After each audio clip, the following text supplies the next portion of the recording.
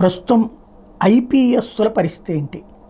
ఐఆర్ఎస్లు, ఐఏఎస్లు, ఐపీఎస్లు I surrender అన్నటువంటి రూట్లో ఉన్నటువంటిది. ప్రభుత్వాలు చెప్పిన మాట మాత్రమే వింటున్నటువంటి పరిస్థితి. ఒక ఐపీఎస్ అధికారి ఇంకొక ఐపీఎస్ అధికారిని జైల్లో పెట్టాలనుకుంటున్నారు. ఒక ఐపీఎస్ అధికారి మీద ఇంకొక ఐపీఎస్ అధికారి కేసులు పెడుతున్నటువంటి రోజులు.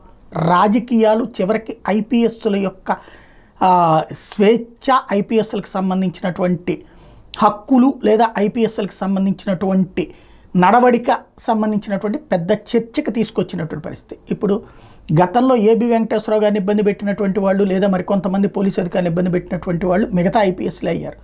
అదే సమయంలో ఇప్పుడున్నటువంటి ఏదైతే సీతారామాంజనేయుల దగ్గర నుంచి, విశాల్ గున్ని దగ్గర నుంచి మరికొంతమంది ఐపీఎస్ని ఇబ్బంది పెడుతున్నటువంటి వాళ్ళు ఇప్పుడున్న ఐపీఎస్లు అవుతున్నారు. ఓవరాల్గా చూస్తే రాజకీయ పార్టీల చేతులలో పావులుగా ఐపీఎస్లు, ఐఏఎస్లు మారుతూ ఉంటాయి. చివరికి ఐఏఎస్లు, ఐపీఎస్లు కూడా రాజకీయ పార్టీల ఎఫిలియేటెడ్ కార్యకర్తల్లాగా తయారవుతుంటే ఇక డెమోక్రసీ లాంటి వినడానికి వింతగా ఉండేటటువంటి బ్రహ్మ పదార్థంలాగా ఉంటుంది.